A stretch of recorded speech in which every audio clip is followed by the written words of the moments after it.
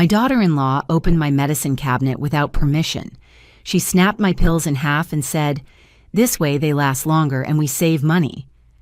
That very same night, my heart began to fail. In the consultation room, the doctor looked staring at me and dropped a sentence that froze the room. "Ma'am, someone is altering your medication and that could have killed you." In that instant, my daughter-in-law went white as a sheet. "My name is Sarah. I am 67 years old and I never imagined I would write these words." That afternoon in Dr. Miller's office, the air became so thick I could barely breathe. The fluorescent lights buzzed over our heads while my son Robert held my hand tightly, not yet understanding the magnitude of what we were about to hear. Vanessa, my daughter-in-law, was sitting in the back with that polite smile she had perfected over 3 years. The same smile she used when she called me sweetie with a sweet voice while taking away everything I loved. "Doctor, Miller is not one to sugarcoat the truth. She's been treating patients at General Hospital for 30 years and has that direct gaze that makes you feel she is seeing past your skin." When she opened my file, her eyebrows furrowed. She checked the blood results 1, 2, 3 times. Then she looked me in the eyes and asked something that split me in two. "Mrs. Sarah, does anyone else have access to your medications?" I did not understand the question. Or maybe I did not want to understand it. Robert did not either. But Vanessa changed. I saw how her face lost color, how her fingers clutched the edge of the plastic chair. And at that moment, I knew something terrible was about to come to light. "Your blood medication levels are dangerously irregular." The doctor continued with a firm voice but loaded with concern. "According to your prescription, you should be taking 200 milligram extended release pills, but the tests show you are receiving fragmented doses, as if someone had split the pills." The silence that followed was deafening. Robert squeezed my hand harder. I felt the world tilting to one side. "Splitting the pills?" my son asked, confused. "Why would someone do that?"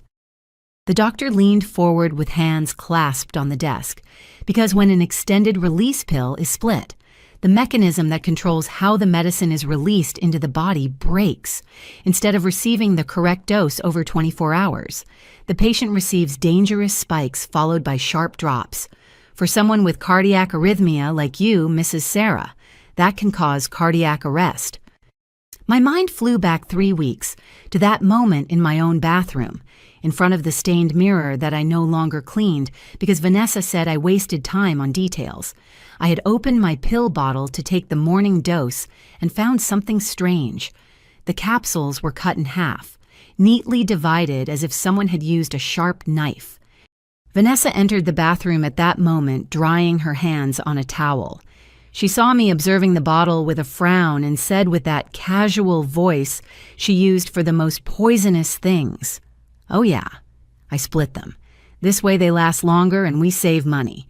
Those pills cost $600 a month, sweetie. We cannot afford those luxuries." I remember I wanted to protest, that I opened my mouth to tell her they were my pills, bought with my pension, for my sick heart. But then she put a hand on my shoulder with that soft pressure I had learned to recognize as a warning and added, "Besides, you know Robert and I are tight on cash. Every bit of help counts." I said nothing, as always. That night, I took half a pill as she had arranged. At 3 in the morning, I woke up with my heart beating like an uncontrolled drum, sweating cold, feeling like an invisible hand was squeezing my chest. Robert had to call the ambulance. And now in this office that smells of disinfectant and fear. Dr. Miller was finishing putting together the puzzle I had been denying to see. "Ma'am, someone is altering your medication, and that could have killed you." All eyes turned to Vanessa. She, who always had an answer for everything, who always knew how to manipulate every situation in her favor, stayed silent, white as the paper of the medical prescriptions the doctor held in her hands. And I, Sarah Roberts, widow, devoted mother, and forgotten grandmother, finally understood something I should have realized a long time ago. My daughter-in-law did not just want my house. She wanted me to disappear, but what Vanessa did not know is that that afternoon in that office, something inside me also split in half. And what came out of that crack was no longer the silent woman she knew. If you want to know how an older woman can go from victim to victor, subscribe so you can keep knowing stories like this, stories of women who refuse to die in silence. To understand how I arrived at that office with a broken heart and manipulated pills, I have to go back 3 years, to that Sunday in October, when I opened the door of my house in the quiet suburbs and saw Robert standing on the threshold with 2 suitcases and a woman I had never seen smiling by his side. "Mom, this is Vanessa," my son said with that light in his eyes that only men in love have. "We got married 2 months ago. Sorry for not inviting you. It was something intimate. We need to stay with you just a couple of months while we save for a deposit on an apartment." A couple of months turned into 3 years, but I did not know that yet. My house is not big, 2 bedrooms, 1 bathroom, kitchen and living room sharing the same space. I bought it with my late husband Henry 30 years ago when prices were still affordable for working people like us. He was a mechanic. I worked cleaning houses. Each brick of that construction cost us sweat and sacrifice. When Henry died 8 years ago of a sudden heart attack, I was left alone with my memories and a monthly pension of $1,800 that barely covered living expenses. Robert is my only son. I raised him with all the love a mother can give, sometimes with too much love. I admit it now. After his father's death, he became more distant, visiting me less and less. When he appeared that Sunday with Vanessa, I felt God was returning my son to me. How foolish I was. Vanessa was 32 years old, 10 years younger than Robert. She was thin, tall, with hair dyed a blonde that did not look natural on her, but she wore with pride. She wore tight clothes and spoke with that fake posh accent that tries to sound refined. From the first moment, her eyes scanned my house as if she were calculating the value of everything. "How cozy, sweetie," she said while entering without waiting for an invitation. Her heels clicked on the tile floor I had just mopped. With a little modernization, this could look very good. I did not like that word. Modernization. It sounded like erasing, like replacing, like everything of mine was useless. The first days were a perfect act. Vanessa helped me in the kitchen, asked me for Henry's recipes, called me dear sweetie with a honeyed voice. Robert worked double shifts at the auto parts factory where he was a supervisor. He left at 6 in the morning and returned at 9 at night.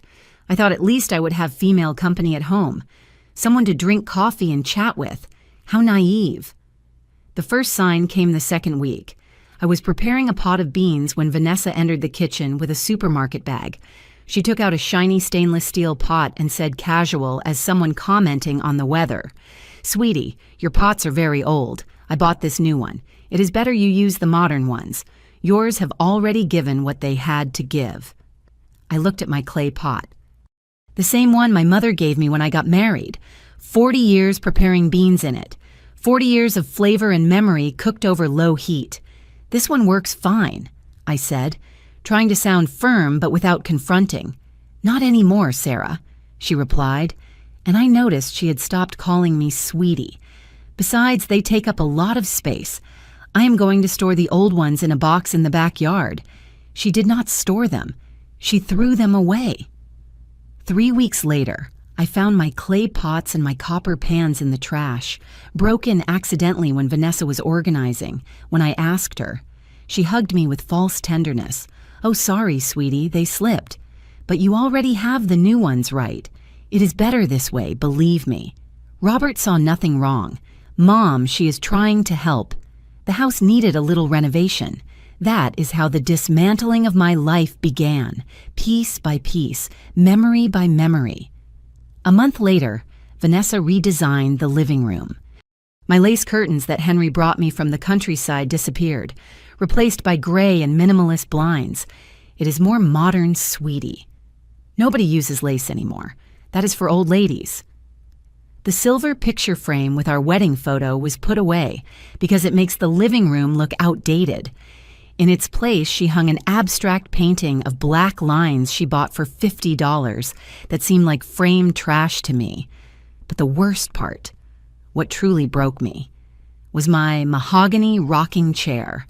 It was a beautiful piece, hand-carved, with curved armrests and a high back. My father had it made especially as a wedding gift.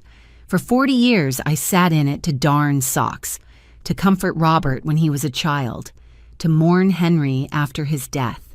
That rocking chair knew all my secrets. It had absorbed all my tears. One Saturday, I returned from the market and it was not in its place by the window. I found Vanessa in the backyard, with a rocking chair thrown among old scrap metal and trash bags.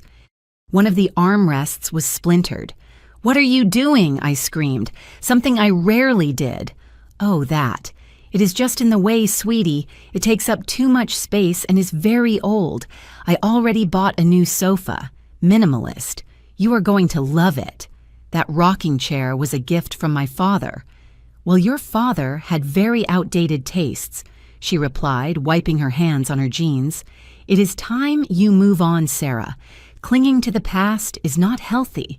I cried all night hugging that damaged rocking chair. Robert said nothing when I told him. He just sighed tiredly. "Mom, they are just furniture. Vanessa has good taste. Let her be. She knows about these things."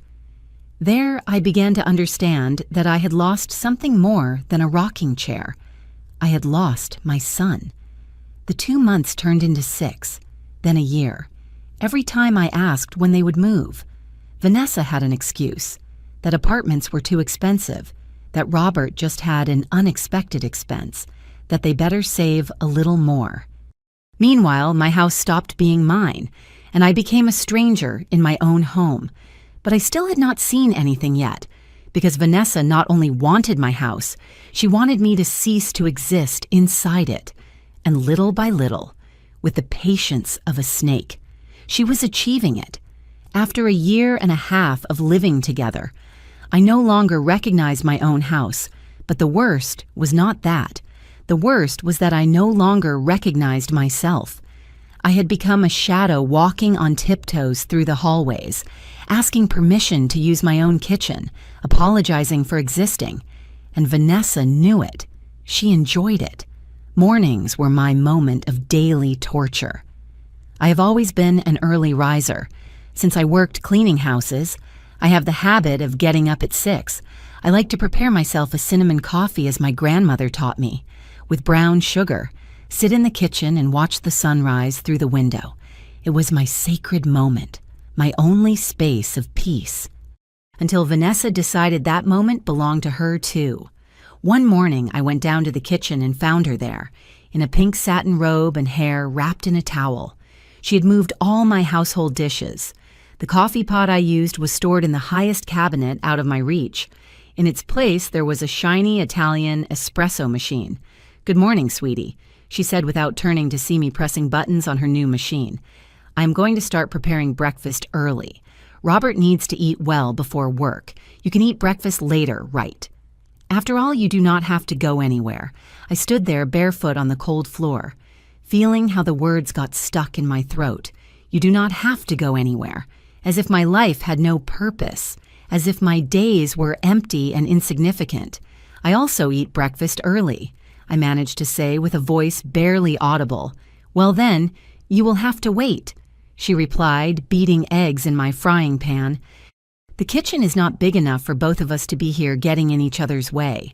Besides, I already reorganized everything. Now things are where they should be in my kitchen, where I cooked for 30 years, where I fed my husband and raised my son. Now things had to be where Vanessa decided, but I said nothing. I never said anything. I went up to my room with an empty stomach and an even emptier heart.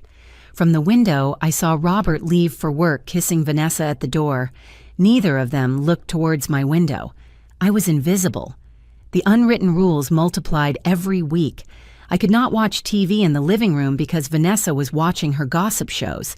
I could not wash my clothes on Sunday because that was Vanessa's laundry day.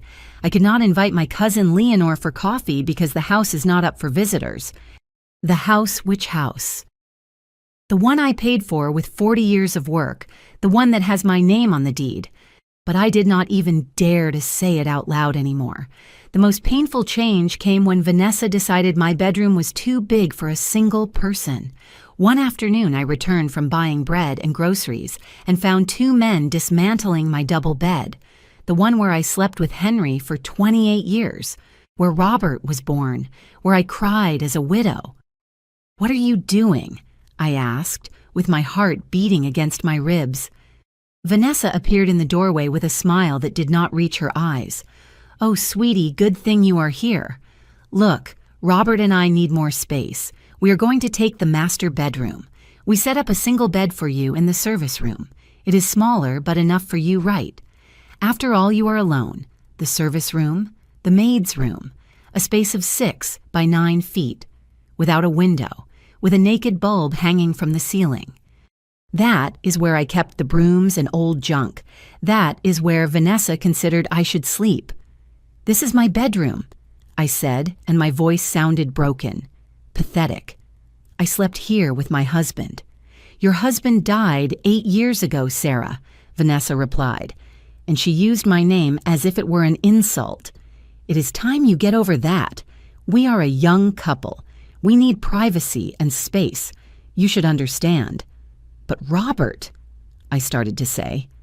"Robert agrees," she interrupted me. "In fact, it was his idea. He is tired of you pretending this house is still yours when clearly it belongs to both of us now. We are your family now." Those words were like acid in an open wound. Robert, my son, wanted me to sleep in the service room, wanted to erase me from the spaces I built with his father. That night, when he arrived from work, I waited for him in the living room. I needed to hear it from his mouth. I needed him to look me in the eyes and tell me it was true. "Robert, do you want me to leave my room?" He did not even look at me. He was tired, with his coveralls stained with grease, shoulders slumped. "Mom, do not start. Vanessa and I need our space. We are no longer newlyweds living in your house. This is temporary until we leave, but while we are here, we need to be comfortable." "And me?" I asked, and I hated how weak my voice sounded. "Do I not need to be comfortable in my own house?" There's something changed in his expression, a shadow of annoyance, of being fed up. "See, that is why Vanessa says you are difficult. You always play the victim. We are asking you for a temporary favor and you turn it into a drama. You know what, Mom, grow up. You are no longer the queen of this house." I froze. My son. The boy I rocked when he cried at night. The teenager I defended from bullies at school. The man I supported when he lost his first job.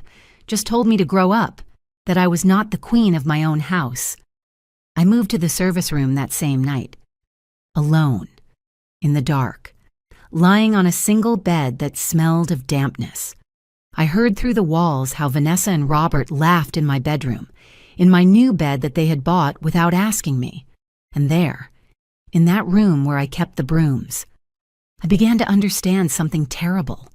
Vanessa had not invaded my house out of necessity. She had done it for conquest, and Robert was not her victim. He was her accomplice.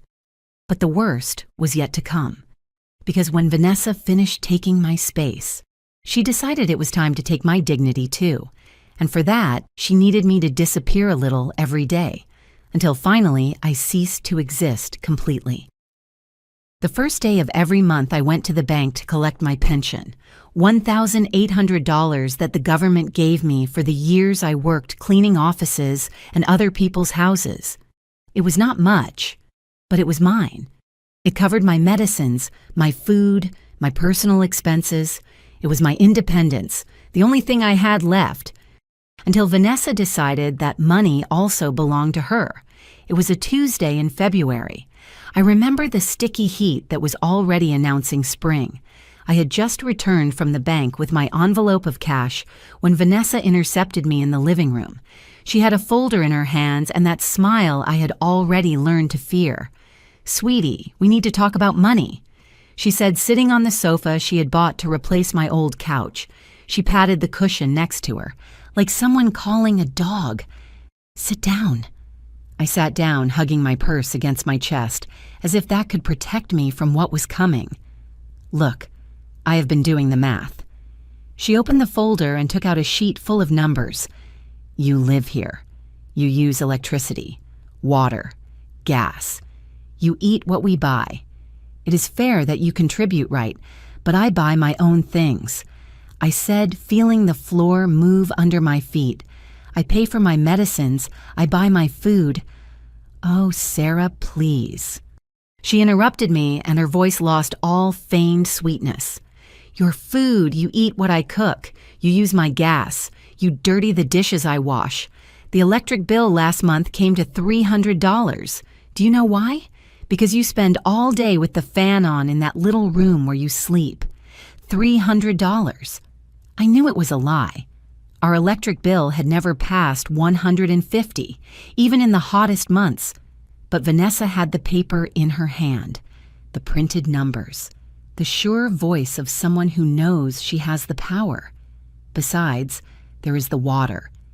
She continued, pointing to another line on her invented list. "You shower every day. You wash your clothes. And then there is the food. I calculate you eat about $200 a month of what we buy. Vanessa, I buy my own bread, my milk, crumbs." She exploded, and there I saw the real woman behind the mask. "You buy pure crumbs and want us to support you as if you were a queen. Well, it is over, Sarah. Either you pay your share or look for somewhere else to live." The silence that followed was like a punch in the stomach. Look for somewhere else to live. In my own house. In the house. Henry and I built brick by brick. How much I asked, and I hated myself for sounding so weak. "Half of your pension," she said, as if it were the most reasonable thing in the world. $900. It is what is fair. With $900 from my $1,800, I would have $900 left. My heart medicine costs $600.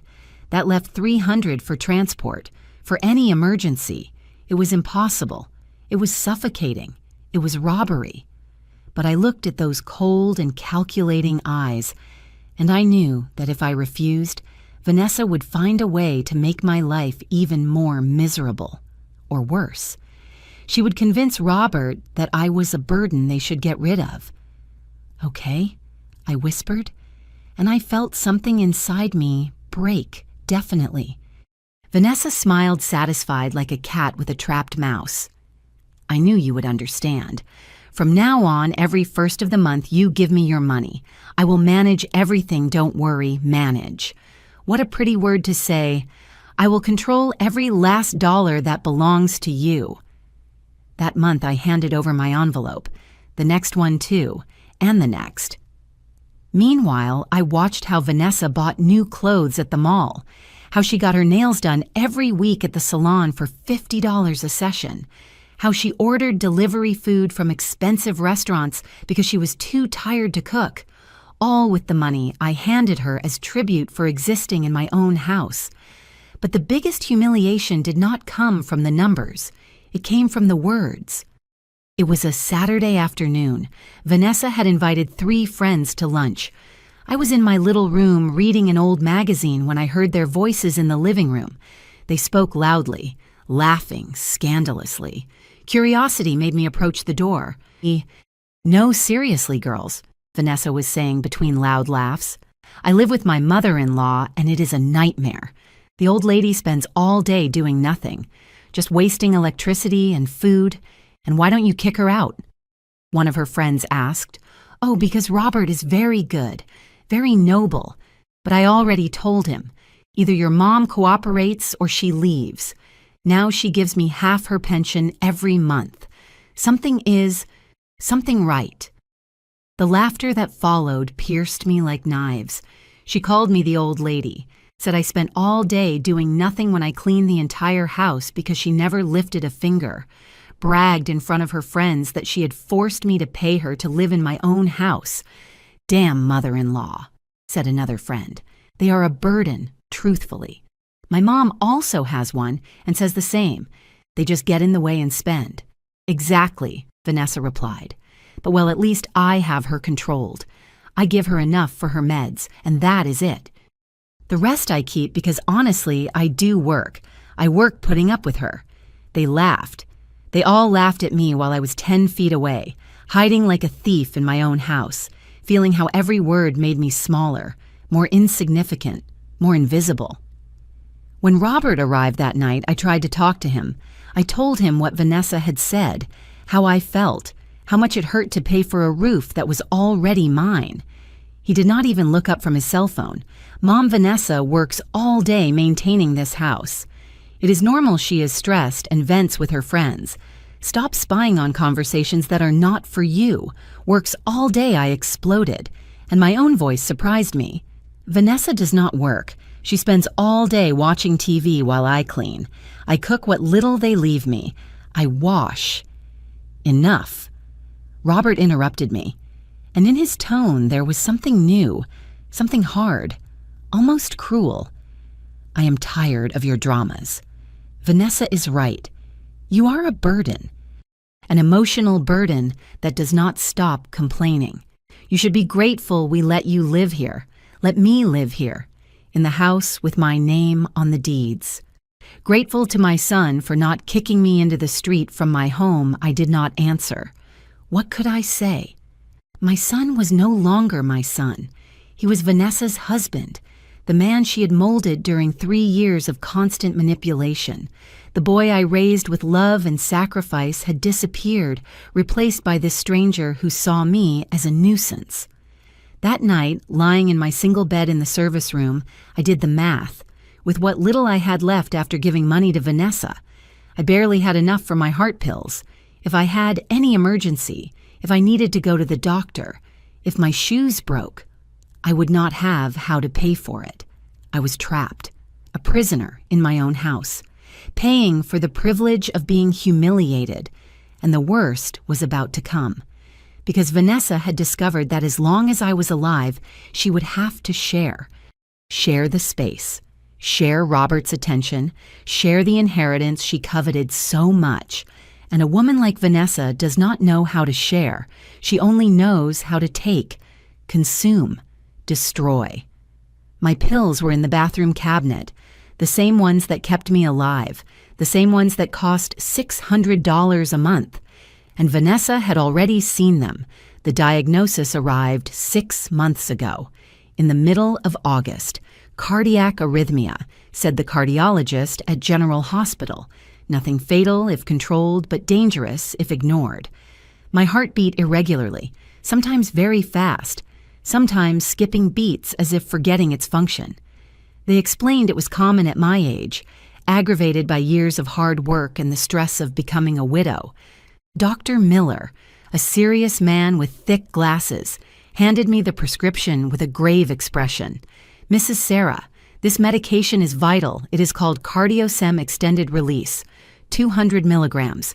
You must take it exactly as indicated. 1 complete capsule every 24 hours. Never under any circumstances split or crush the pills. Understood. What happens if I do? I asked, without imagining that question would have such terrible answers. The capsules have a special coating that releases the medicine gradually throughout the day. If you break them all, the content is released at once. It can cause a dangerous drop in blood pressure, severe dizziness, or in your case, worsen the arrhythmia until causing cardiac arrest. I nodded, scared, but confident. I would follow the instructions to the letter. I wanted to live. I still had things to do, even if my life had been reduced to that dark little room and counting the days, hoping everything would improve. The prescription cost $600 per box, enough for a month. It was almost all of what I had left after paying Vanessa, but I had no choice. Without those pills, my heart would turn into a time bomb. When I arrived home that day with the pharmacy bag, Vanessa was in the kitchen eating imported cookies that cost $10 a pack. She saw me enter and her eyes immediately nailed onto the bag. "What did you buy?" she asked with that casual tone she used when she was calculating something. "My medicines. I have a heart problem." She got up and snatched the bag from my hands before I could react. She took out the box, read the price on the sticker. I saw how her expression changed, how her eyes narrowed doing mental numbers. $600, she said, whistling softly, each month. That is $7,200 a year just on pills. I need them to live, I replied, extending my hand to recover my box. She held it out of my reach, studying it as if it were a valuable object. "Do you really need a whole pill every day? It seems like a lot. Surely half is enough. That way they last you 2 months instead of 1. You save $600. The doctor said I cannot split them." "Doctors always exaggerate," she replied with a smile that did not reach her eyes. "They want to sell more medicines. It is a business. But we are not rich, Sarah. We have to be smart with money." She returned the box with reluctance. That night, I stored my pills in the bathroom cabinet, that old furniture with the stained mirror where I had always kept my things. I thought they would be safe there. How foolish I was. The first 3 months, everything went well. I took my pill every morning. My heart stabilized. The dizziness disappeared. Dr. Miller was satisfied with my progress. "I see you follow the indications to the letter, Mrs. Sarah." I like that. But Vanessa had not forgotten about those $600 monthly. I saw her looking at me sideways when I went to the bathroom in the mornings. I heard her make comments about how expensive it is to maintain old people, about how much old folks spend on medicines they probably do not even need. One day, 4 months after my diagnosis, I went to the market to buy vegetables. When I returned, I noticed something strange. The cabinet was slightly open, something I never left like that. I opened it and checked my pill bottle. Everything seemed normal. It was in its place with the correct amount of capsules. But that night, when I took my dose, something felt different. The capsule seemed smaller, lighter. I observed it under the light of the naked bulb in my room. It had a faint line in the center, as if it had been opened and closed again. I attributed it to my imagination, to my growing paranoia. I took it. At 2 in the morning, I woke up with my heart racing, beating so hard I felt the pulsations in my ears. The room was spinning. My head weighed like a stone. I tried to get up and almost fell. The walls moved, the floor tilted. I reached the bathroom on all 4s, vomited, sat on the cold floor, shivering. I spent 2 hours there until the episode passed. In the morning, I felt exhausted, confused. I thought it had been something I ate, maybe the chicken left over from dinner, but it happened again and again and again. Every week I had an episode. My heart went wild in the middle of the night, or my pressure dropped suddenly during the day, and I had to sit down before fainting. The dizziness was constant. I started walking, sticking to the walls for fear of falling. Robert noticed nothing. He left early, arrived late, barely saw me. Vanessa, on the other hand, watched me with that expression I now recognize as satisfaction, like someone watching a plan unfold exactly as planned. "Do you feel okay, sweetie?" She would ask me with fake concern when she saw me pale, holding onto the doorframe. "You look bad. Could it be you are being dramatic again? You know how old people are always seeking attention." "I feel dizzy," I managed to say. "Oh, but if you do nothing all day, how are you going to get dizzy? Surely it is psychological. You should stop thinking so much about diseases. Psychological. As if the irregular beats of my heart were my invention, as if the cold sweat and tremors were theater to get attention. 3 weeks ago, things got worse. I went to the bathroom one morning, opened my pill bottle and froze. The capsules were cut, all of them, neatly divided in half with a clean cut, as if someone had used a sharp knife or scissors. My heart skipped a beat that had nothing to do with arrhythmia. It had everything to do with fear. Vanessa entered the bathroom at that moment as if she had been waiting. She dried her hands on a towel with that casual expression I knew so well. "Oh yes," I split them. She said like someone commenting they wash the dishes. "This way they last longer, sweetie, and we save money. Those pills cost $600 a month. We cannot afford those luxuries," the doctor said. I started, but my voice came out broken. Without strength, "The doctor does not pay the bills here." She interrupted me and her tone hardened. "We do. Robert and I work hard for this money. You just spend it. So we are going to be smart. Half a pill is enough. That way they last 2 months. And before you start with your drama, I inform you that Robert already agrees." Robert agreed. My son had authorized them to alter my medication.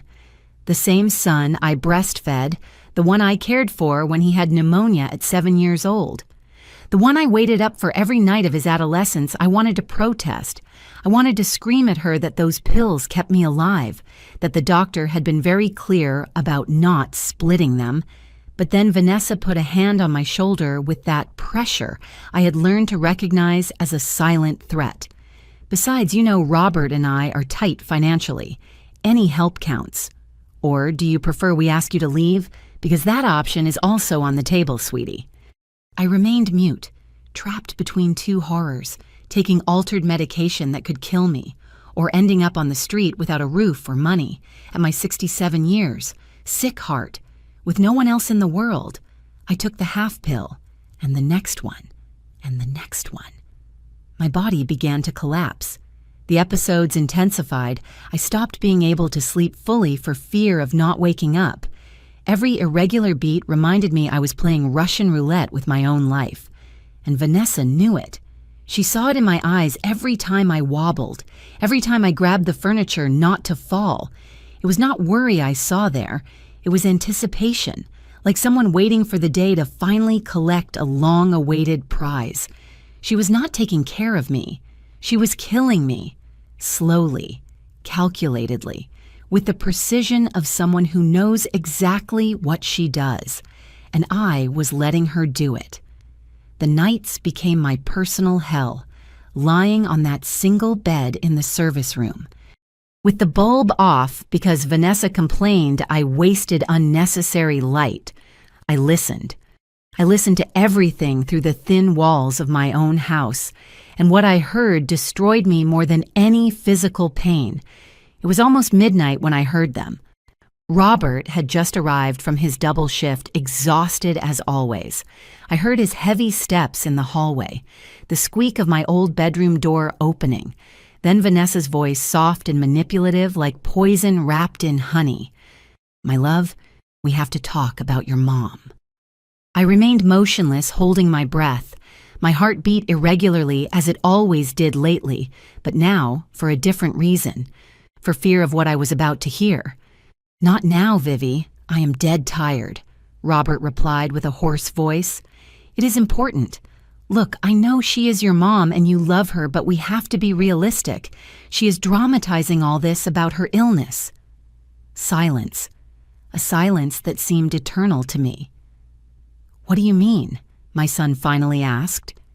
"That she is exaggerating her symptoms to get attention. Old people do that, love. My grandmother was the same. She invented pains so we would all be attentive to her. Your mom does the same, but the doctor said she has arrhythmia." Of course she has arrhythmia. Vanessa interrupted him, and I could perfectly imagine her expression, that mixture of feigned patience and condescension. But it is not as serious as she paints it. Have you seen how suddenly she gets dizzy when she wants us to pay attention to her? How she always feels bad precisely when we are having a moment alone? I had not thought about that. Robert said, and in his voice I detected doubt. My son was doubting me. Well, think about it. She has turned this house into a hospital where she is the eternal patient and we are the nurses. I cannot take it anymore, Robert. I arrive tired after shopping, cleaning, cooking for the three of us, and she is lying down complaining of dizziness. Dizziness from what if she does absolutely nothing. I wanted to scream. I wanted to tear through that wall and show my son the truth, that I cleaned what she dirtied, that I cooked my own food because she had forbidden me from using her kitchen at convenient times, that I got dizzy because her hands had altered my medication.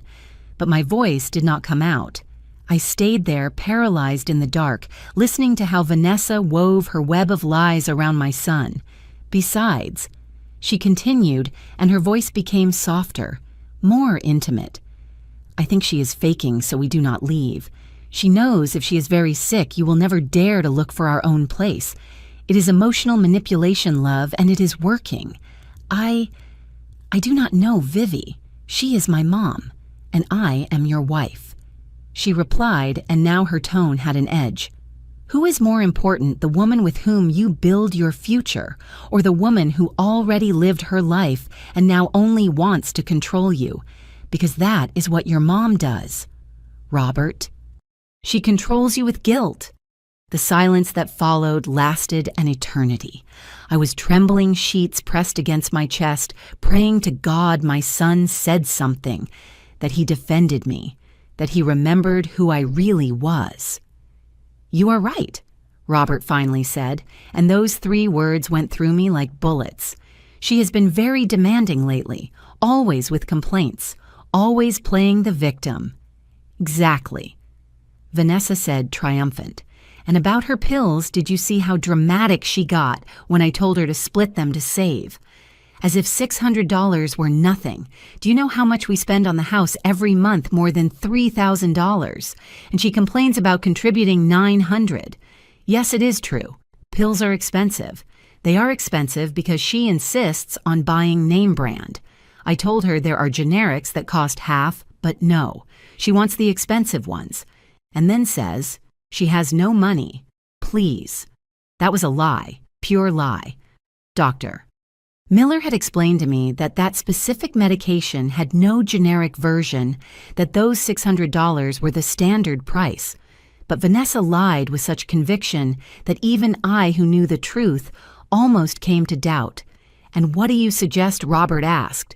And in his voice there was no longer resistance, only fatigue and resignation, that we set clear limits, that we make it clear to her that this is our house now, that we make the decisions. If she does not like it, she can look for another place. She has her pension. She can rent a little room somewhere. As if I were trash you throw out when it gets in the way. As if 67 years of life, 40 of marriage, 30 of paying for this house meant nothing. I do not know if I can do that, Vivi. She is still my mother. Love. And now Vanessa's voice became sweet again, seductive. I know you have a good heart. That is why I love you. But your kindness cannot turn into weakness. Your mom is taking advantage of you, of us. And if we do not put a stop to it now, this will never end. Do you want us to spend our whole lives locked up here, waiting for her to die so we can live in peace, waiting for me to die? She said it just like that, without beating around the bush, without shame. And Robert did not protest. He did not say, do not speak like that about my mother. He said nothing. Let me think about it. He finally murmured, there is not much to think about love. Either your mom changes her attitude and stops making drama, or we will have to take difficult decisions for us, for our future, after that silence. Then sounds I did not want to identify. My son and his wife in my bed, in my room, discussing my future as if I were a problem to solve, an obstacle to remove. I stayed awake all night, eyes open in the dark, feeling how every word I had heard buried itself deeper in my chest. My son, the child born from my body, who suckled from my breast, who learned to walk holding onto my hands, believed I was a manipulator, believed I exaggerated my illness, believed I deserved to be thrown into the street. The following nights were worse because now I could no longer not listen. Every nightly conversation between them was a new stab. Your mom left dishes in the sink again.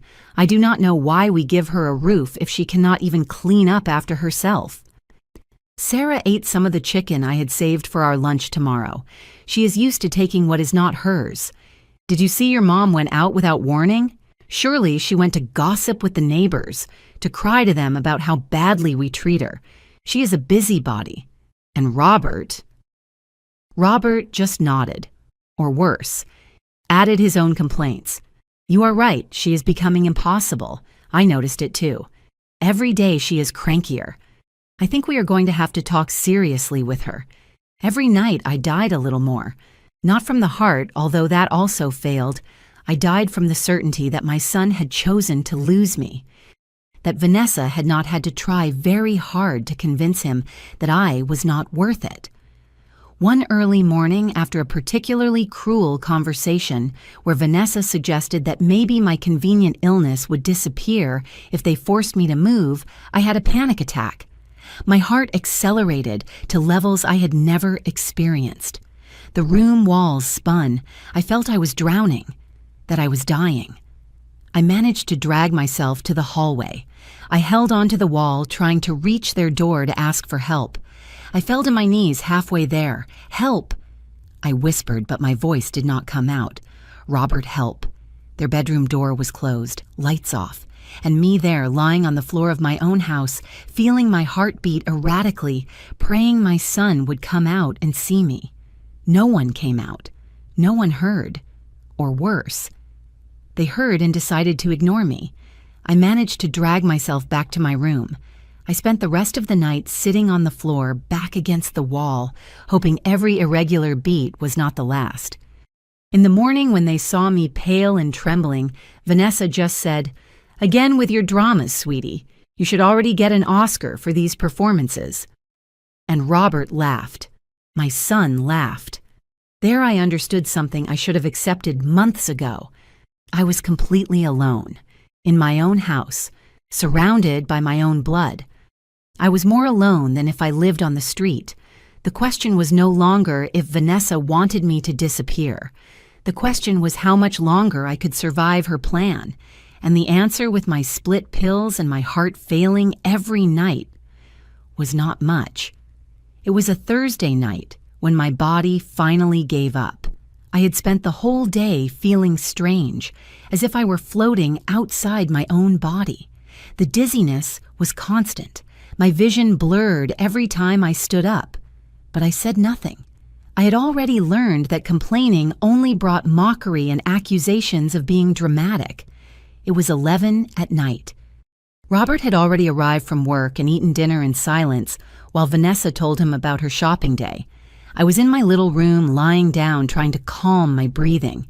Every inhalation was an effort, as if I had a rock on my chest. Then it happened.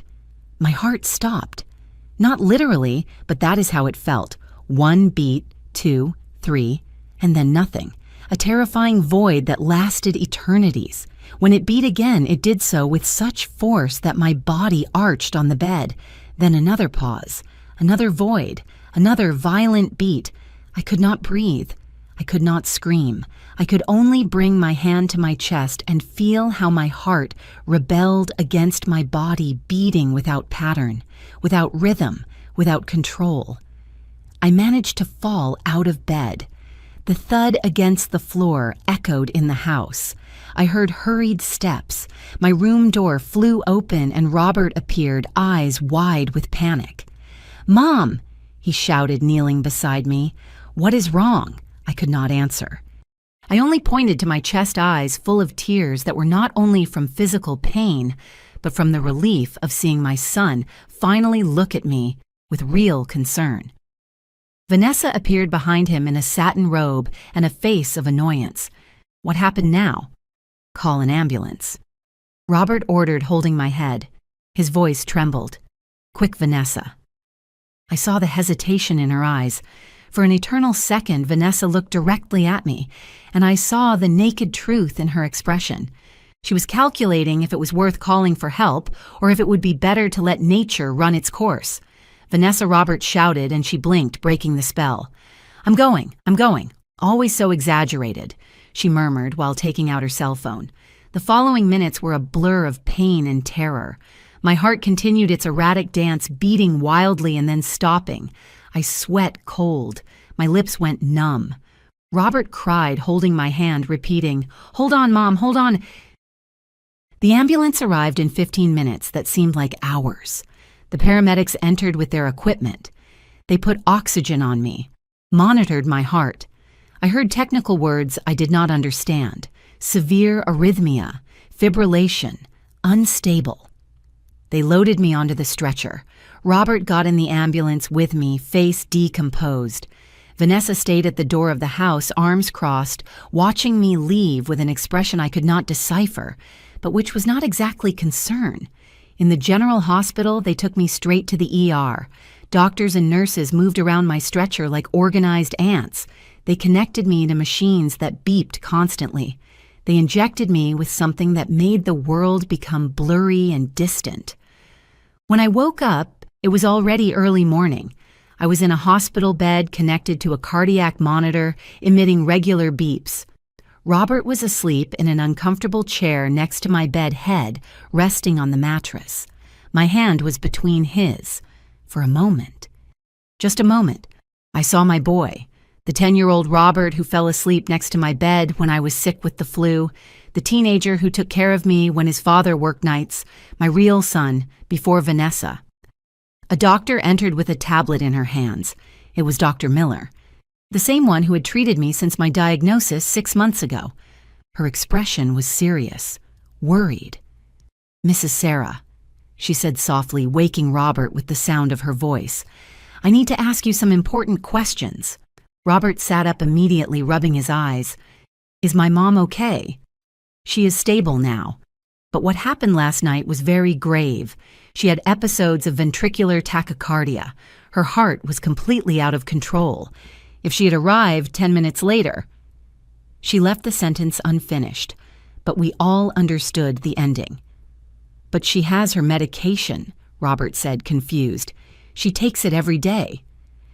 "That is precisely what worries me," Dr. Miller replied, looking directly at me. "We did complete blood tests. Your medication levels in the blood are extremely irregular. You have very high peaks followed by dangerous drops. That should not happen with your extended release medication." My heart, although now stable thanks to intravenous drugs, skipped a beat. I knew what was coming. Mrs. Sarah.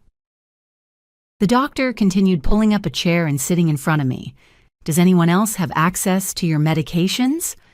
The question floated in the air like thick smoke. Robert looked at me, waiting for my answer. I opened my mouth, but no words came out. "How do you tell your son that his wife is altering your medications? How do you pronounce those words without destroying what little remains of the family mom?" Robert said, squeezing my hand, "Answer. Did anyone touch your pills?" I started with a broken voice. At that moment, Vanessa entered the room. She had her hair perfectly styled, makeup applied, dressed as if she were going to a meeting and not to visit her mother-in-law in the hospital. She was carrying a plastic bag. "Good morning," she said with a bright smile. "I brought Sarah's pill bottle. I thought the doctors would want to see it." Dr. Miller extended her hand. "Yes, I was just about to ask for it. Thank you." Vanessa handed her the bottle. For a second, our gazes crossed, and I saw something in her eyes that froze my blood. Defiance. She was daring me to speak, sure that I would not dare. Dr. Miller opened the bottle and poured some capsules into her hand. Her expression changed immediately. Her frown deepened. Her lips tightened into a thin line. "These pills are split," she said, and her voice had a sharp edge. The silence that followed was absolute. Even the machines seemed to stop making noise. "Split?" Robert asked, looking at the capsules in Dr. Miller's hand. "I do not understand." Dr. Miller held up one of the half pills, showing it clearly. Someone cut them in half, very neatly, with something sharp. Her eyes moved between Vanessa and me. "Who did this?" Vanessa went rigid. I saw the color begin to leave her face, but her voice came out firm, almost offended. "I know nothing about that." Sarah keeps her medicines in her bathroom. I do not even touch them. Mom. Robert turned to me. Did you split them? I shook my head. Dr. Miller stood up. Her presence filled the room. I need you to understand the gravity of this. Extended release pills must never be split. The special coating controls how the medicine is released over 24 hours. When that coating is broken, all the content is released at once. And what does that mean? Robert asked, although his voice was already trembling because he knew the answer would not be good. It means that instead of receiving a stable dose all day, Mrs. Sarah received massive doses followed by periods without medication. For someone with her heart condition, that is like playing Russian roulette. Every dose was a bet on whether her heart would hold out or not. The oxygen in the room seemed to evaporate. Robert let go of my hand and stared at the split pills in Dr. Miller's palm as if they were evidence of a crime, because they were. But that means? My son started to say, and I saw his brain working, connecting the dots he had been ignoring for weeks. That means someone could have killed her. Dr. Miller nodded gravely. What happened last night was not a normal arrhythmia episode. It was a direct reaction to misadministered medication. Mrs. Sarah was lucky her heart resisted. Another person with her condition would not be here anymore. Vanessa took a step back, bumping into the wall. Her hands trembled slightly, but her expression remained one of calculated indignation. You cannot be insinuating that This is ridiculous. Sarah probably split them herself and now wants to blame me. She always does this. She always plays the victim. Mom. Robert turned to me with eyes shining with held-back tears. Tell me the truth. Who split your pills? I looked at my son, then at Vanessa. She returned my gaze with those cold, defiant eyes. In her expression, I clearly read the message. If you speak, you lose your son forever. He will believe me, not you. But something had changed inside me. Maybe it was the closeness of death. Maybe it was seeing Robert finally paying attention to me. Maybe it was simply that I had nothing left to lose. Vanessa, I said, and my voice came out firmer than it had sounded in months. Vanessa split them 3 weeks ago. She told me that way they would last longer and we would save money. Lie, Vanessa shouted, and her mask finally began to crack. She is lying. Robert, your mother, is inventing things to separate us. But Robert was not looking at her. He was looking at me. And in his eyes, I saw something I had not seen in years. Doubt about Vanessa. Finally, after so much time, my son was questioning his wife. Is it true? Robert asked, turning to Vanessa. Did you split my mom's pills? I just wanted to help, Vanessa stuttered, and her voice lost all its previous security. The pills are very expensive, Robert. $600 every month. I thought with half it would be enough. That we would save. You thought, Robert replied. Who gave you the right to think about my mother's health? Who told you to play with her medication? You, Vanessa replied, recovering some of her venom. You said your mom was a financial burden. You said she spent too much. You said we needed to save. I was just doing what you wanted.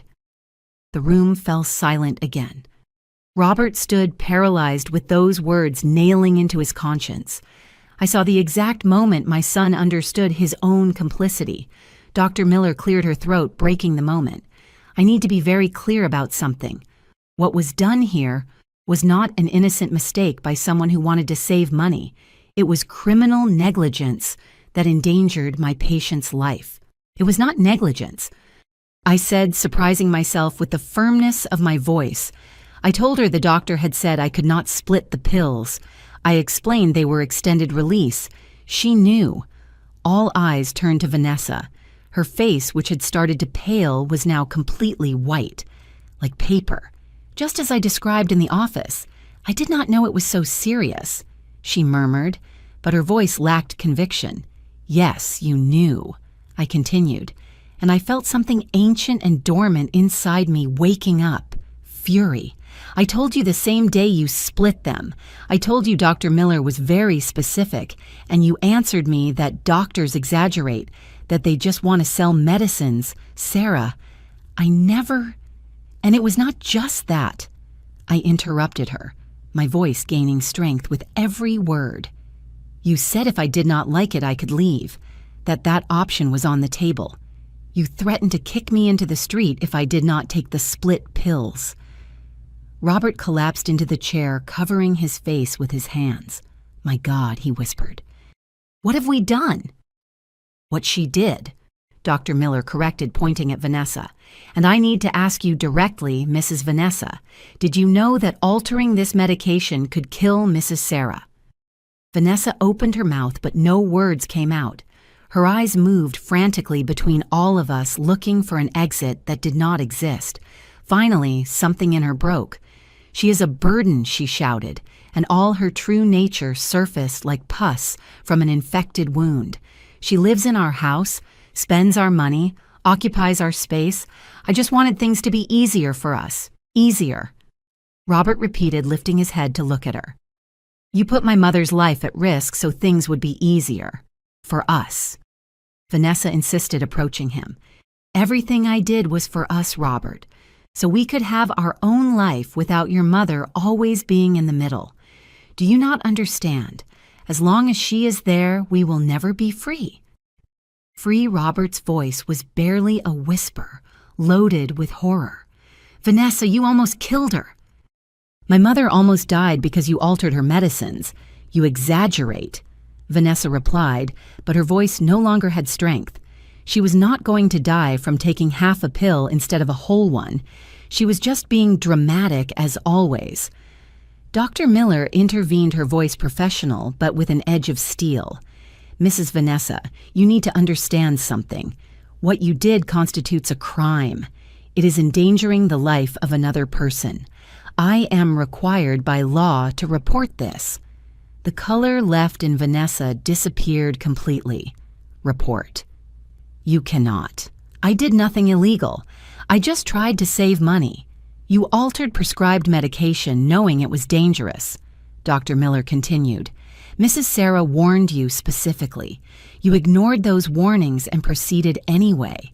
That is not negligence, ma'am. That is intentional. Robert Vanessa turned to my son with desperation. Tell them they are wrong. Tell them I would never do something like that. You know me. You know I love you. That I love our life together. But Robert was not looking at her. He was looking at me. And in his eyes I saw something I had not seen in 3 years. Recognition. Finally, after so much time, my son was really seeing me. Mom, he said with a broken voice, forgive me. God forgive me for not believing you, for not defending you, for letting this get so far. Tears began to roll down my cheeks. They were not tears of sadness, but of relief. My son had returned. Late. Almost too late. But he had returned. Robert, you cannot believe her. Vanessa pleaded with a shrill voice. Your mother has always been manipulative. She is acting now, so you take her side. It is what she has always done.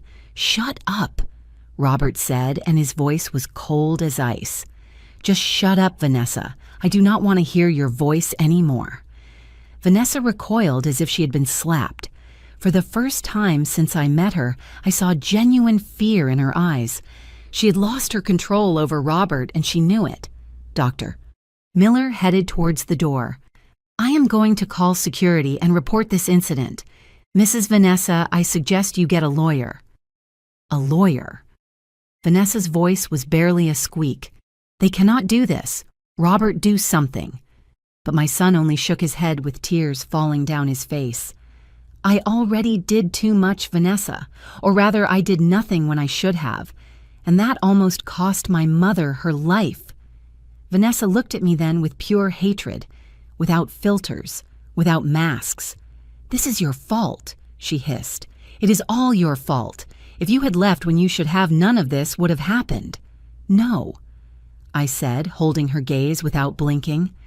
This is your fault, Vanessa, for being greedy, for being cruel, for believing you could take everything from me, including my life, and get away with it.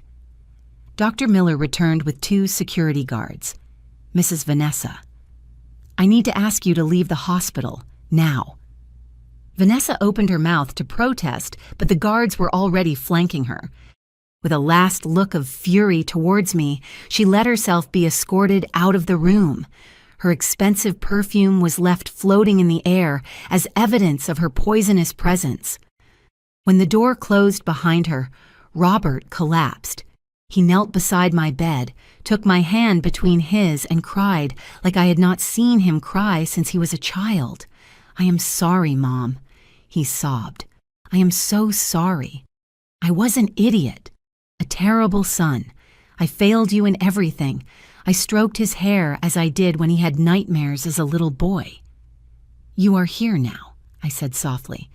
"That is what matters." But deep in my heart, I knew this was not over. Vanessa had shown her true face, yes, but a woman like her would not give up so easily, and I had to make sure she could never hurt anyone again. It was time to stop being the victim.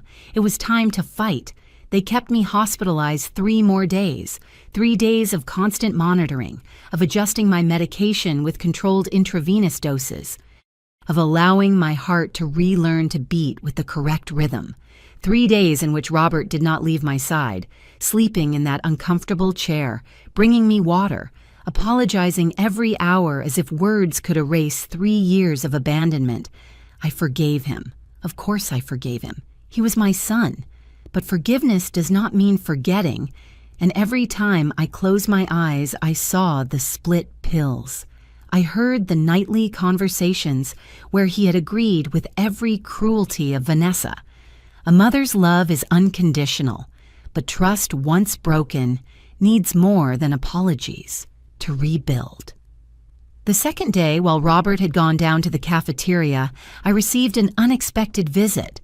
The door opened and my cousin Linda entered, with her leather briefcase and that elegant bearing that had always characterized her. Linda was 62 years old. She was a lawyer specializing in family law, and we had not seen each other in almost 2 years because Vanessa had found 1,000 excuses to prevent her from visiting. "Sarah," she said, and her voice broke seeing me connected to all those machines. She approached and hugged me carefully, not to disconnect any cables. I found out from a neighbor. I came as soon as I could. I cried in her arms. I cried everything I had not been able to cry in 3 years. All the accumulated pain, all the stored humiliation. Linda held me in silence, letting me empty all that anguish. When finally I calmed down, she sat in the chair Robert had been occupying and took a notebook out of her briefcase. Her expression had changed from family concern to professional concentration. "Tell me everything," she said, "from the beginning, and do not skip anything." I told her every detail, the gradual invasion of my house, the loss of my bedroom, the money they forced me to pay, the constant humiliations, and finally the split pills and the veiled threat to kick me out if I did not obey. Linda wrote fast, her sharp eyes shining with something I recognized as professional fury. When I finished, she closed her notebook with a dry snap. "Sarah, what Vanessa did is not only morally reprehensible, it is legally actionable," she said, leaning forward. "We are talking about financial abuse, psychological abuse, and most gravely endangering your life by altering your medication. That is a criminal offense." "I do not want to get Robert in trouble," I said immediately. "Robert is an adult who made decisions," Linda replied firmly, "and now he has to face the consequences. But I am not talking about him. I am talking about you, about protecting you, about ensuring this never happens again." She took more papers out of her briefcase. "First, that house is yours. It has your name on the deed. No one, absolutely no one, can force you to share it or pay to live in it. Second, the money they took from you monthly constitutes theft. You have the right to recover it. Third, we need a restraining order against Vanessa, a restraining order, so she cannot approach you or your property. She already demonstrated she represents a real danger to your life, Sarah. Dr. Miller already made the official report. That is solid evidence. The idea terrified me and liberated me at the same time. And Robert, if I kick Vanessa out of the house, does my son also have to leave? Linda sighed. That is a decision Robert will have to take, but you need to set clear limits. No more invasions, no more abuse. Your house, your rules. If he wants to stay, it will be under your terms, not hers. I am afraid, I admitted. Afraid of being alone. Robert is all I have left. Being alone is better than being accompanied by someone who wants to destroy you, said Linda, taking my hand. And you are not alone. You have me. You have neighbors who love you. You have a life that deserves to be lived with dignity. At that moment, Robert returned with a coffee in his hand. He stopped seeing Linda, and something in his expression told me he knew exactly why she was there. Cousin Linda. He greeted with a tense voice. Robert. She replied with professional coldness. I was just talking to Sarah about her legal options. My son paled. Mom, please do not do this. I already understood. I know I was wrong. Vanessa and I will separate. She will leave. I will stay. And everything will be like before. It cannot be like before, I said softly. Robert, I almost died. And you agreed with everything she did. You said I was a burden, that I dramatized, that I needed to grow up. He collapsed into a chair, head between his hands. I know, and I hate myself for that. But I was blind, Mom. Vanessa manipulated me, made me believe things that were not true. Now I see it clearly.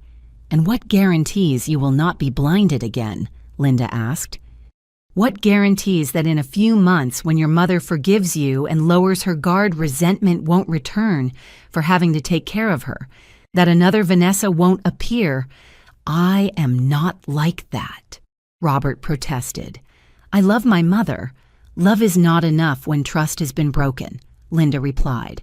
Sarah needs legal protection, needs to ensure her house, her money, and her health are protected from everyone, even from you. The silence that followed was dense and painful. I saw my son processing Linda's words, understanding finally the magnitude of the damage caused. What do you need me to do, Mom? He finally asked with a small voice. Tell me what you need, and I will do it. I looked at Linda. She nodded, giving me permission to speak. I need Vanessa out of my house immediately with a restraining order. I need them to return all the money they took from me these 3 years. And I paused because this next part hurt more than anything. I need you to look for your own place, too. Robert lifted his head abruptly, eyes full of tears. Are you kicking me out? I am not kicking you out, I said, and my own voice trembled. I am letting you go. You are 42 years old, Robert. You need your own space, your own life. And I need to recover mine. I need to be Sarah again, not just your mother, not just someone's mother-in-law, me. But I want to take care of you, then take care of me by visiting me, calling me, being present in my life without living my life. I said with firmness I did not know I had. Taking care of me does not mean appropriating my space. It means respecting it. Linda took documents out of her briefcase. They discharged me on Monday morning. Linda picked me up from the hospital because Robert had to be at work, and honestly, I needed someone by my side who did not carry the weight of 3 years of guilt. My cousin drove in silence towards my house. Her leather briefcase in the back seat full of documents that would change everything. As we approached the suburbs, I felt my heart race, but this time not from arrhythmia. It was fear mixed with something more powerful, determination. During 3 days in that hospital connected to machines that kept me alive, I had had time to think, to remember who I was before becoming the shadow hiding in the service room. Are you ready? Linda asked when she parked in front of my house. I looked at the modest facade of my home. The walls Henry and I painted one April Sunday 28 years ago. The living room window where I used to sit and embroider while he watched football. My house, not Vanessa's house. Mine. Yes, I replied. I am ready. We had planned everything carefully. Linda had summoned Vanessa and Robert at 11 in the morning with the excuse of resolving family matters in a civilized manner. She had also invited 2 witnesses. My neighbor Lucy, who had witnessed several of Vanessa's humiliations, and Mr. Frank, the gentleman from the corner store, who had known me for 30 years. When we entered, Vanessa was sitting on the sofa she herself had bought, painting her nails a deep red. She did not even look up when we entered. Robert was standing by the window, shoulders tense and miserable expression. "You arrived?" Vanessa said with a flat voice, still not looking at me. "I thought you would stay longer in the hospital, dramatizing." Linda stepped forward before I could answer.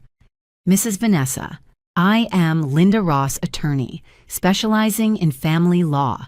I am here representing my cousin Sarah in legal matters related to this property and recent events." Now Vanessa looked up. Her expression hardened, seeing Linda's briefcase. "Lawyer, please. Sarah always so dramatic. You almost die and now you walk around with lawyers.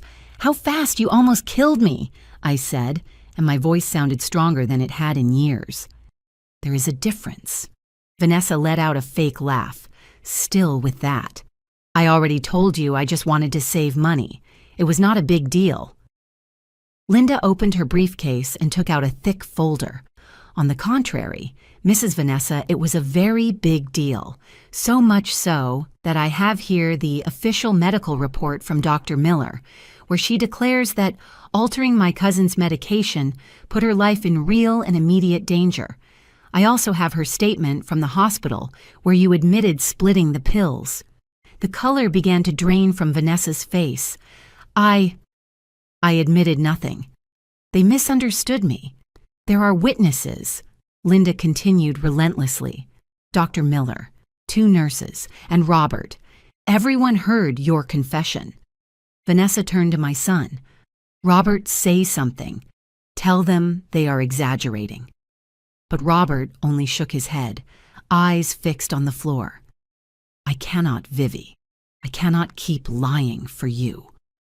Linda placed documents on the coffee table. "Besides the crime of endangering another person's life, we have evidence of financial abuse. For 3 years, you forced Mrs. Sarah to pay you $900 monthly from her pension under threat of kicking her out of her own house. She had to cooperate.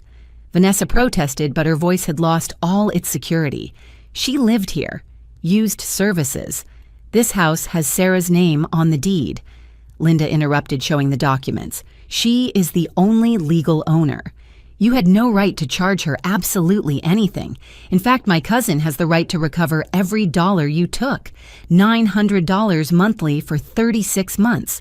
That is $32,400. The silence that followed was absolute. Vanessa had gone completely pale. "I do not have that money." "I know," said Linda with a cold smile. "That is why we brought this." She took out more papers. "Complete inventory of all items you bought and brought to this house. Clothes, furniture, decoration. Everything adds up to approximately $15,000. Vanessa jumped to her feet. "You cannot take my things. They are things bought with stolen money," Linda replied. "Money you extorted from my cousin. Legally, all that belongs to Sarah as restitution." At that moment, there was a knock on the door. Linda had coordinated perfectly. Lucy and Mr. Frank entered, followed by a sheriff's deputy Linda had contacted. "Good morning," the deputy greeted, showing his badge. "Deputy Martinez, I am here to witness the service of a restraining order." Vanessa recoiled as if slapped. "Restraining order. This is madness." The deputy handed her the papers. "Mrs. Vanessa Smith, hereby you are prohibited from approaching within 100 yards of Mrs. Sarah Roberts, her home, or any property in her name. You have 24 hours to vacate the property located at... No, Vanessa shouted, and finally her mask broke completely. This is my house. I have lived here 3 years. You cannot kick me out just like that. Yes, we can, I said, and my voice was firm as rock. Because this was never your house, Vanessa. It was mine. It always was. She looked at me with pure hate. You useless old woman. After everything I did for you, I gave you company. I redesigned this horrible house. I tried to modernize you, and this is how you pay me. Company. I repeated, feeling how fury finally found its voice. You took my bedroom. You locked me in the service room. You threw away the rocking chair my father had made for my wedding. You humiliated me in front of your friends. You stole my money. And you almost killed me altering my medicines. That is what you call doing something for me. Everything I did was so this house would be worth something, Vanessa shouted. It was full of old junk, of dead people's things. I improved it. You did not improve it, intervened Lucy, my neighbor, with a trembling but brave voice.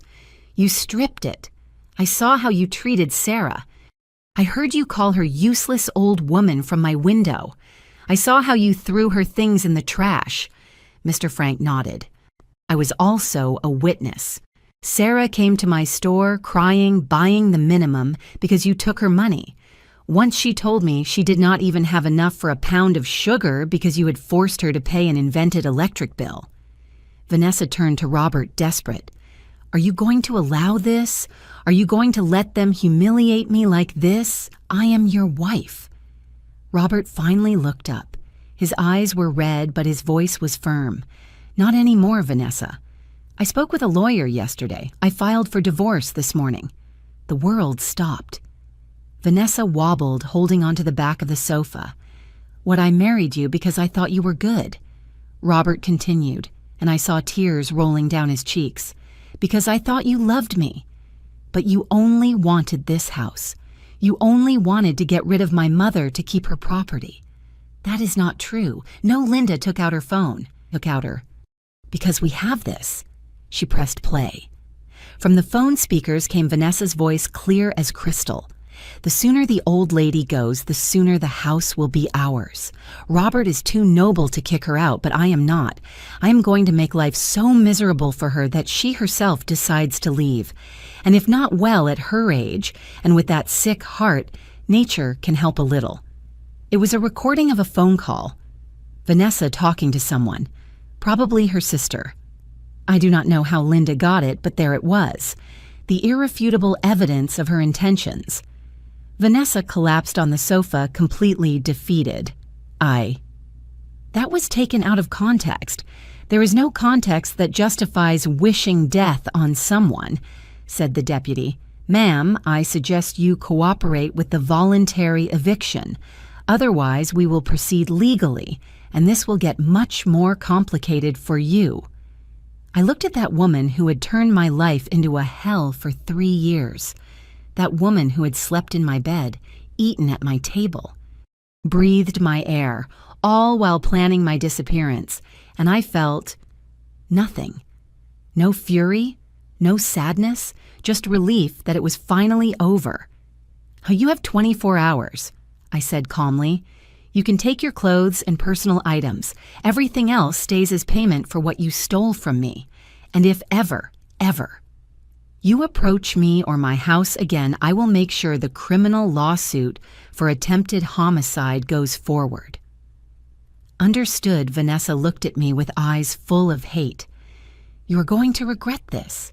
You are going to die alone in this miserable house. No one is going to love you. No one is going to visit you.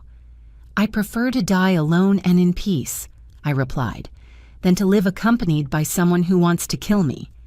The deputy escorted Vanessa out of the living room to pack her things. Robert approached me with a decomposed face. Mom, You also have to leave, I said softly but firmly. Not today, not tomorrow, but soon. You need your own space, and I need to recover mine. Are you kicking me out? I am freeing you. Both of us. I took his hand. I love you, Robert, but I cannot live with you after everything that happened. We need time. We need to rebuild our relationship from zero without either living under the other's roof. My son cried in my arms like the child he once was. And I cried too, not out of sadness, but liberation. Because finally, after 3 years of being invisible in my own house, I had recovered my voice. And this time, no one would take it from me again. Vanessa left my house 24 hours later with 3 suitcases full of clothes and an expression of hate that could have burned everything in its path. I watched her from my living room window. My living room. While she put her things in a taxi, she did not take the expensive furniture she had bought, nor the abstract paintings, nor the Italian espresso machine. All that stayed as part of the payment of the $47,000 she owed me. Robert helped her load the suitcases. I saw how she tried to hug him, how he pulled away stiffly. I heard because I left the window open on purpose when she begged him one last time. Robert, please, all this is a misunderstanding. We can start over somewhere else. Far from your mother, just the 2 of us. There is no 2 of us, Vanessa. My son replied with a voice that sounded 10 years older. There never really was right. You just wanted the house. I love you. No. You love what I could give you. There is a difference. He closed the taxi door. The lawyer will contact you for the divorce papers.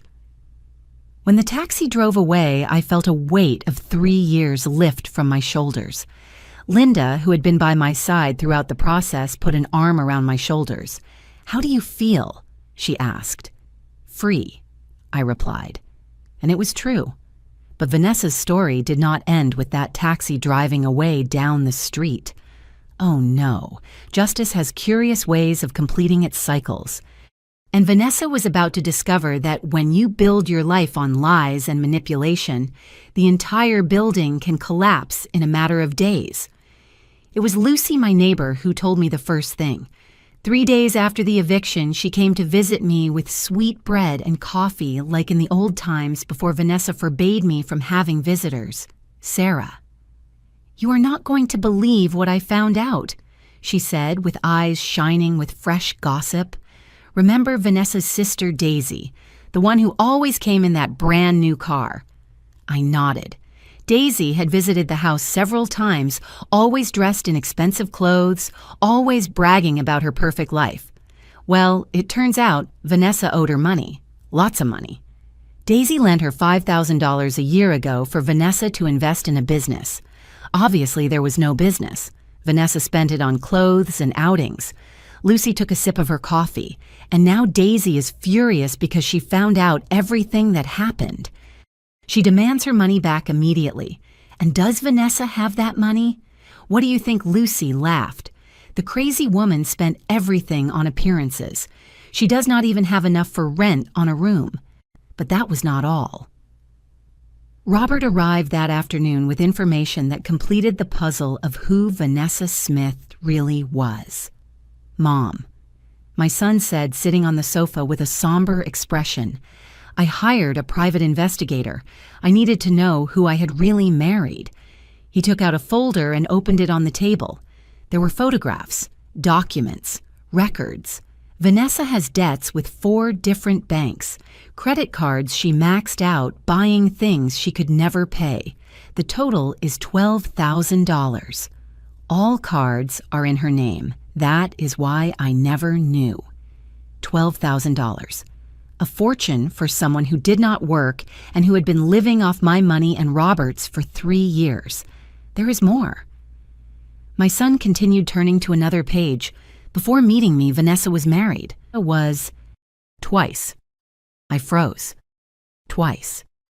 Her first husband left her when he discovered she had emptied his bank account. The second one kicked her out of his house when he realized she had forged his signature on documents to sell a piece of land he owned. She almost went to jail for that.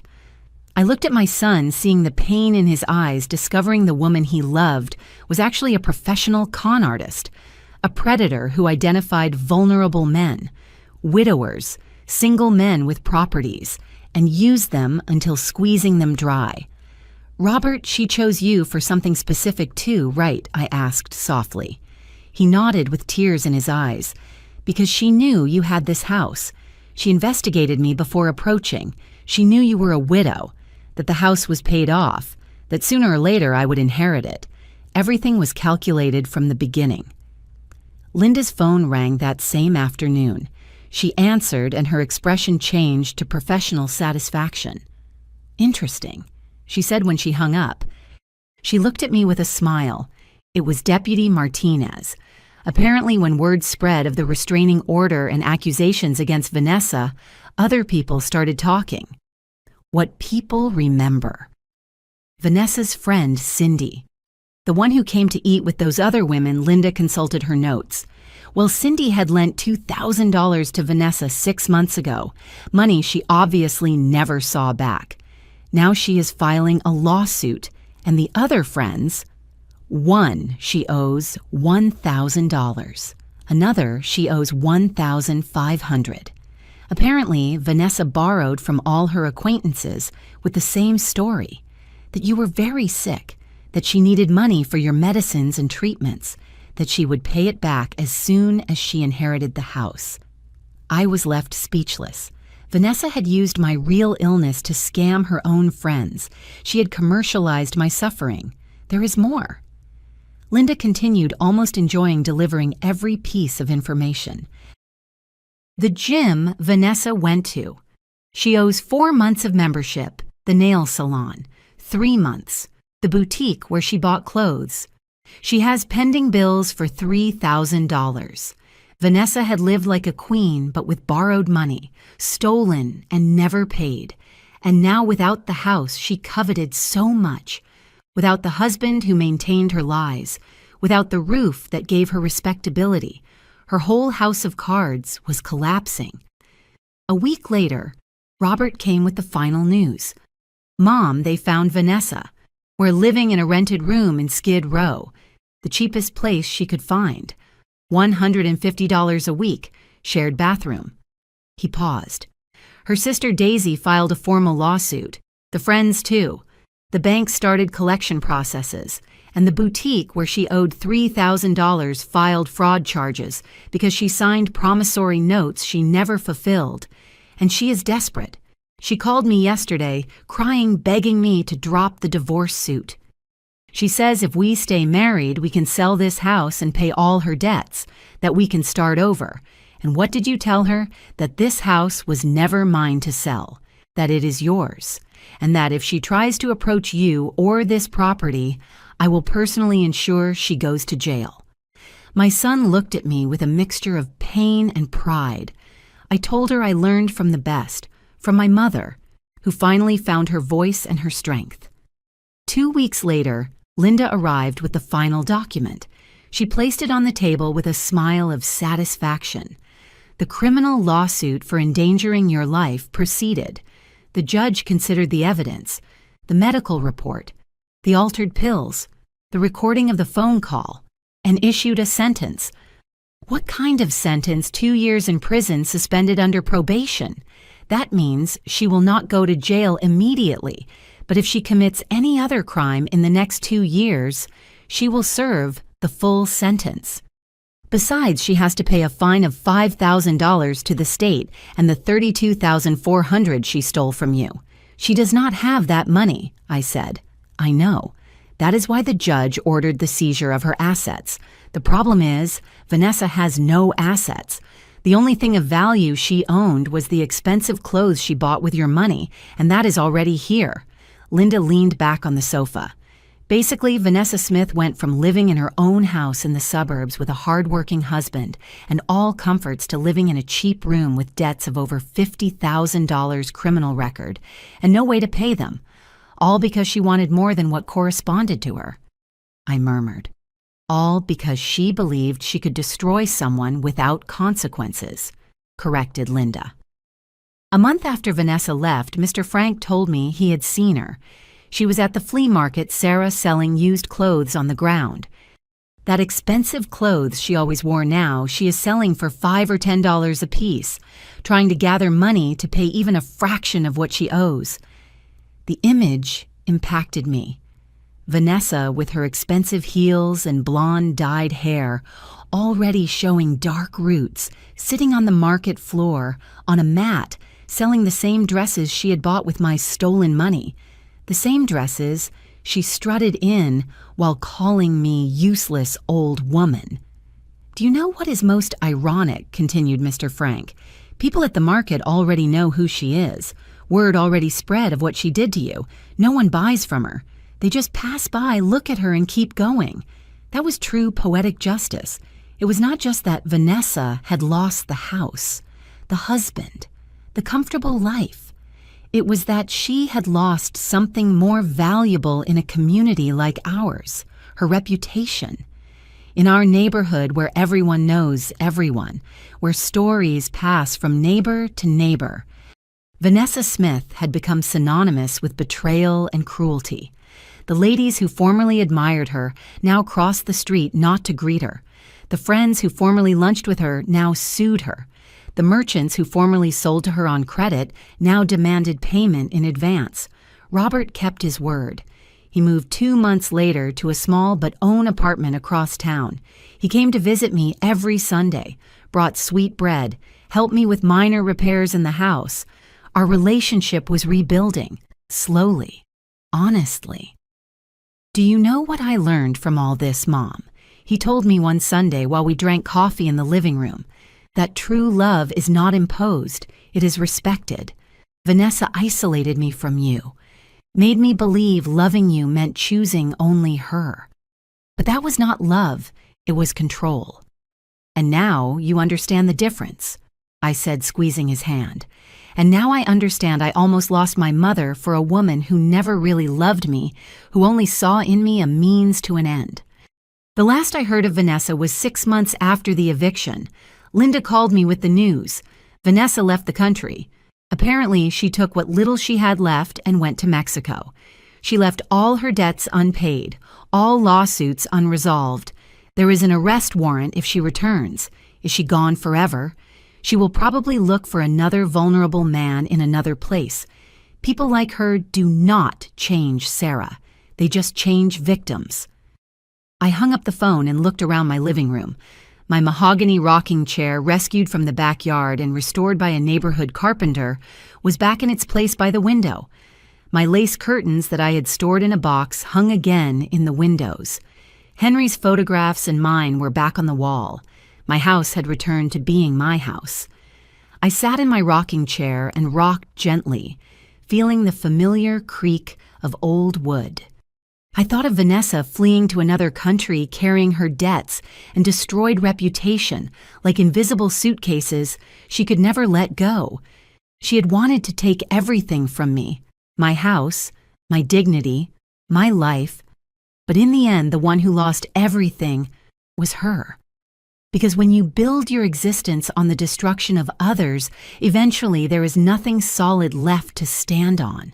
That is true poetic justice. I did not need to destroy Vanessa. She destroyed herself. I only had to find the courage to defend myself, to say enough, to remember my life had value. And now, sitting in my rocking chair, in my living room, in my house, drinking coffee in my enamel pot I had rescued from the trash, I understood something fundamental. The sweetest revenge is not destroying who hurt you. It is surviving them. It is recovering.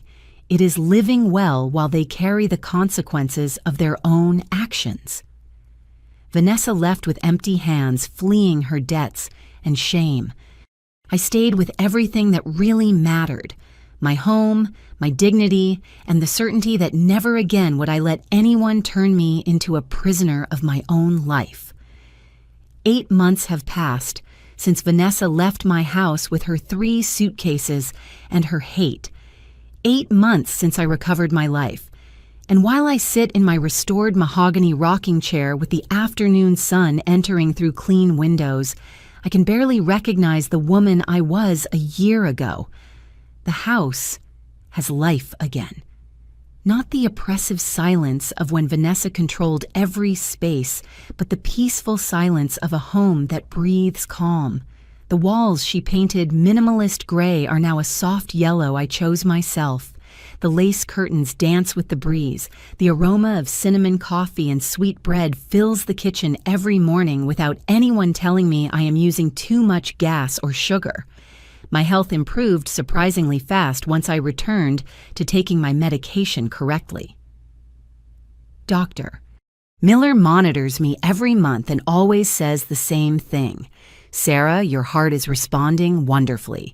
It seems removing toxic stress was the best medicine. She is right. My heart beats now with a constant, reliable rhythm. The dizziness disappeared. The cold night sweat left. I sleep in my recovered bedroom in a new bed I bought myself with my money without having to ask anyone for permission. Robert comes every Sunday without fail. We drink coffee, chat, sometimes watch a movie. But now there is something different in our relationship: respect. He no longer treats me like an obligation or a burden. He treats me like what I am, his mother, but also an independent woman with her own life. You know what, Mom? He told me 2 weeks ago while we ate stew I had prepared. I never told you directly, but I am proud of you, of how you defended yourself, of how you did not allow Vanessa to destroy you.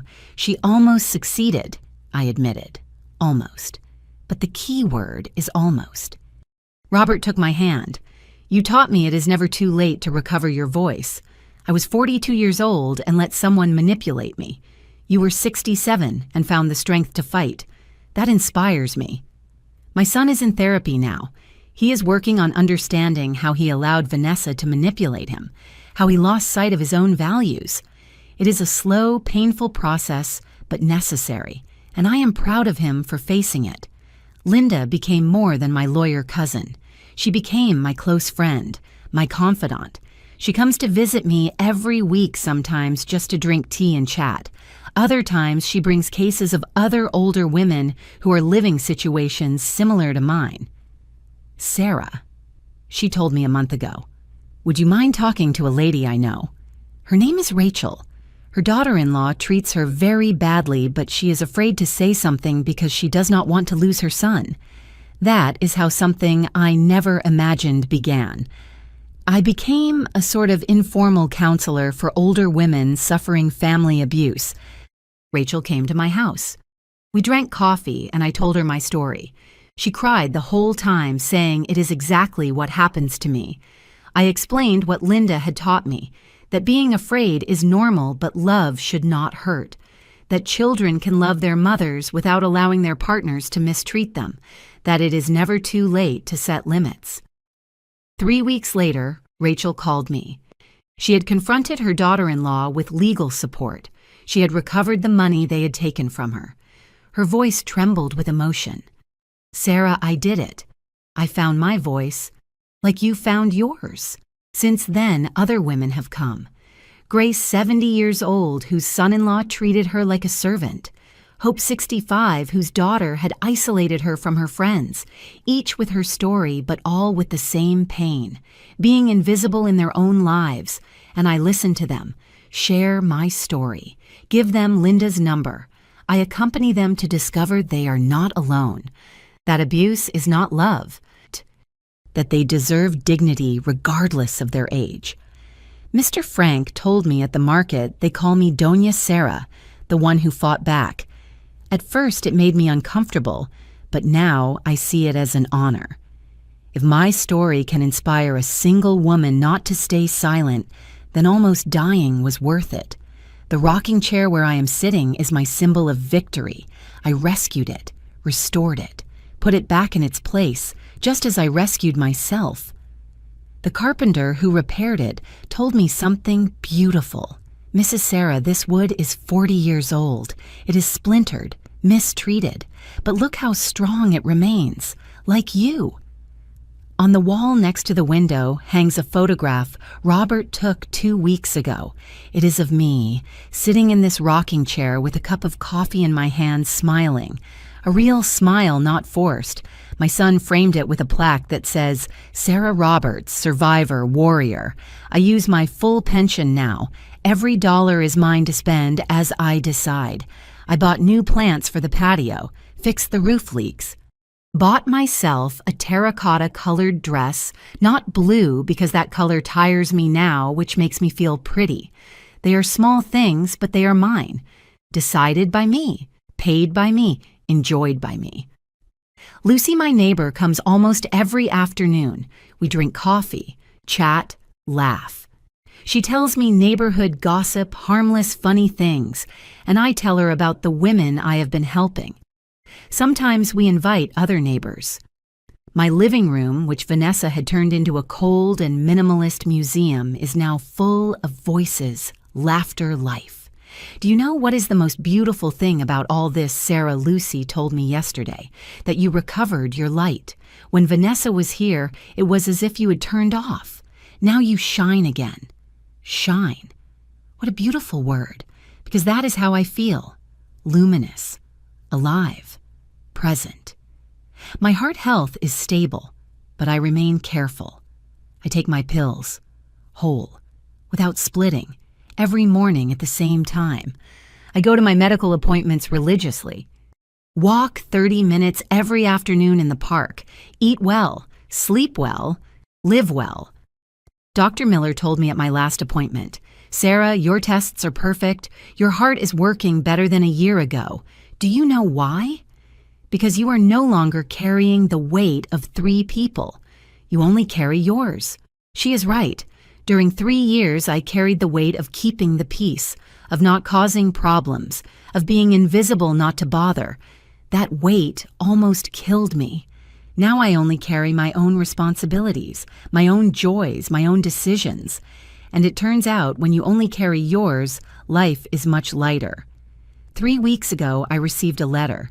It was from Vanessa. Linda forwarded it to me because it had arrived at her office. Vanessa cannot contact me directly because of the restraining order. The letter came from Mexico. Linda asked me if I wanted to read it. I thought about it a lot. Finally, I said yes.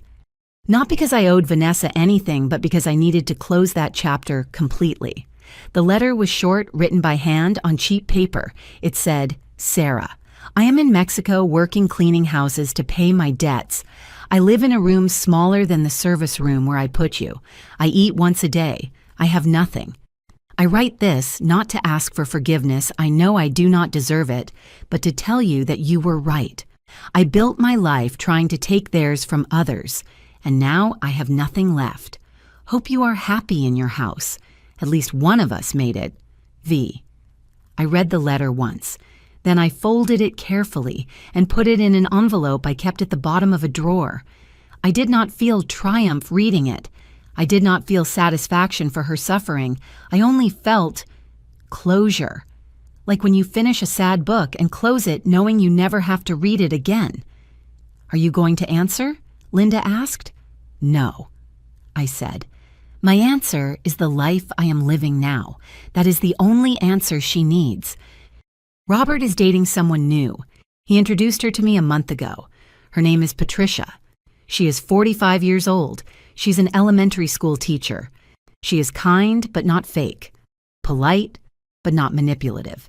And most importantly, she treated me with respect from the first moment. "Mrs. Sarah," she told me when I met her. "Robert told me everything that happened. I want you to know I would never ever try to replace you or take your place. If this relationship prospers, I would love to be your friend, not your competition." I cried when she told me that. I cried because I finally understood how it should be. 2 adult women respecting each other without threats, without territories to defend. "Patricia," I told her, "I do not need you to promise me anything. I just need you to be good to my son. And from what I see, you already are."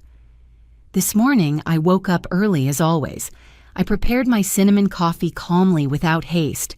I sat in my rocking chair and watched the sunrise through the window. The sky painted itself orange and pink, and I thought about all the mornings I lost feeling miserable, invisible, worthless.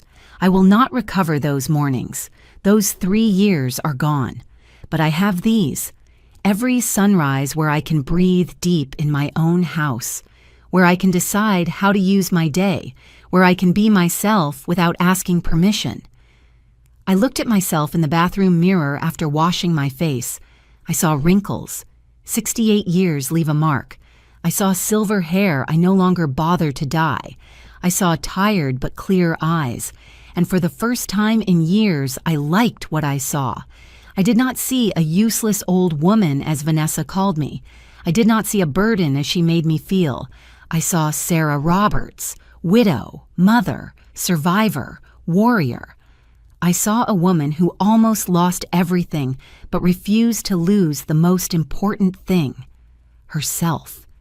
Now, while the sun sets and the house fills with that golden afternoon light, I tuck myself in my rocking chair with a blanket over my legs and a book in my hands. It is a book about brave women who changed history. Linda gave it to me with a dedication. For Sarah, who changed her own history. I hear the familiar sound of the key in the door. It is Robert arriving for our Sunday dinner. He brings Chinese food, my favorite, and his genuine smile. "Hi, Mom," he says, kissing my forehead. "How was your week?" "Good," I reply. "Very good." And it is true, it was good. Like all my weeks now, because I learned something every woman should know regardless of her age. Your life belongs to you. Your space belongs to you. Your dignity belongs to you. And no one, absolutely no one, has the right to take them from you. It took me 67 years and almost dying to learn it, but I learned it. And now I dedicate my days to ensuring other women do not take so long to discover it. Because true wealth is not in the houses you own or the money you keep. It is in the capacity to look at yourself in the mirror and recognize the woman you see. It is in being able to breathe deep without fear in your own home. It is in knowing you survived, that you recovered, that you found your voice when everyone expected you to stay silent. That is me now, Sarah Roberts, 68 years old, survivor, warrior, free. And this time, no one will take that from me. Never again. If this story touched your heart, if it reminded you it is never too late to recover your life and your dignity, leave me your comment. Tell me, where are you listening from? Have you lived something similar or know someone who needs to hear these words? Your story matters as much as mine. And together, all voices that were once silenced, we can create a choir impossible to ignore. Like if you believe respect has no age and subscribe to keep sharing stories of life, of struggle, and of women who refuse to disappear. Because we all deserve to live with dignity. We all deserve to be seen. And we all deserve a second opportunity to shine. Remember, true freedom begins the day you decide your life is worth more than the peace of others.